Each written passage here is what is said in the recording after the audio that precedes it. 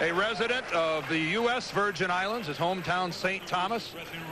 Beautiful harbor city, and very proud of the fact is Julian Jackson. Good luck to both of you. Shake hands. Terry Norris in there as well, getting the referee's instructions. And quickly, let's see if we can take a look at the tail of the tape for today's fight. The biggest difference is in age between these two, 6 years. Terry Norris, the younger man. The rules for today's fight will be the WBA version. Scoring is on the 10-point must. The 3 knockdown is in effect. The standing 8 count is not. And a fighter can't be saved by the bell in any round. Joe Cortez of New Jersey is our referee today, and we have 3 scoring judges.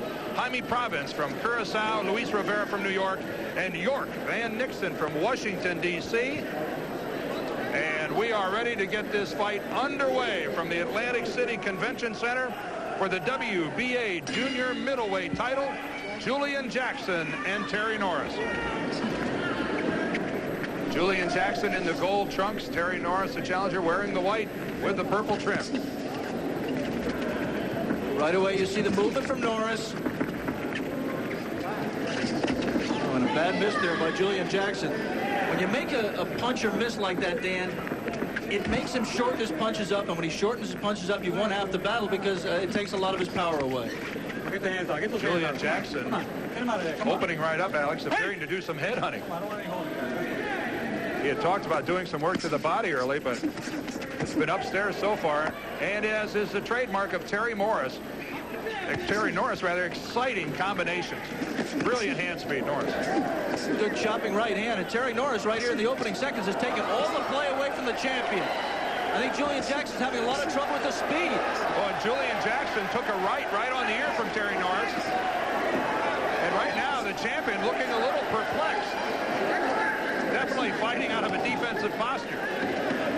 And you have to like, I think, if you're the Norris corner, the fact that rather than go crazy there and go in and get caught with something, he scored his points and then backed away and continued his fight plan of movement. There you go. The thing he doesn't want to do, if you're Terry Norris on the left, is just stand there as he is right now. Move to the side. You don't have to back out all the time. Move to the side and punch from angle. Well, Terry Norris and his people are well aware of the fact that a Julian Jackson fight has never gone the distance. We said at the top, Julian Jackson has a tendency to eat right hands. He's going to clip with a good series of strong right hand leads from Terry Norris already. So the point for Norris there is that he's going to try to box at the opening stages of this fight without taking a whole lot of chances. He definitely likes his odds the longer this fight goes on. A right from Norris caught the glove, but then a good scoring left counterpunch on his way out. I'll tell you this, Julian Jackson is thinking too much right now. He's just not letting his hands go. This is totally atypical for the champion on the right of your screen. He generally just comes out and wails with both hands. A break on the break. Jackson throws a right and lands. I think that's a sign of frustration. There, Jackson tried to finish the encounter, the exchange with a right hand at the end, and Norris was out of range. He's moving very well. Inside the final 30 seconds of round number 1. This fight's scheduled for 12. And Terry Norris having a very strong showing here in the first round. Again, look at the hand speed of Norris. 3 and 4 and 5 punch combinations. Nothing unusual. Something unusual for the champion, Julian Jackson. That's the end of round 1. Well, it was Julian Jackson in round number 1 who looked tight, who looked like he was feeling the pressure of being the challenger. Almost a role reversal between the two, Alex, on the way they should have looked. The movement by Norris. I mean, he ducked one way to avoid one punch and then escaped the other way to avoid the counter. And a big right to the body by Julian Jackson. And a good inside left by Norris at the same time. But really, Jackson's first attempt to work the body. Almost all head hunting in round number 1. Aaron Snowell and Richie Giacchetti in Jackson's corner told him, you just have to get off. You have to let your hands go and try to work the body, and he did try to do it there, Dan. Terry Norris, who will at times during the course of a fight move in and out of a southpaw stance, and again a good left counterpunch. You saw Norris duck. There was no counterpunch coming back from the champion, but Norris got under it if it was.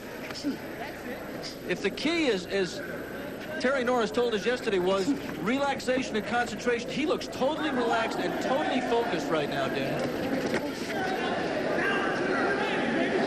Another good right to the body that time by Julian Jackson. Overhead chopping right, and again the incredible knockout ratio of Jackson. Whoa! And then right in there, Terry Norris is gone. He lost his concentration for one critical moment and caught a right hand from the champions. Terry Norris struggles to get up. He beat the count, but he said he's all right, but Joe Cortez doesn't believe him. That's it.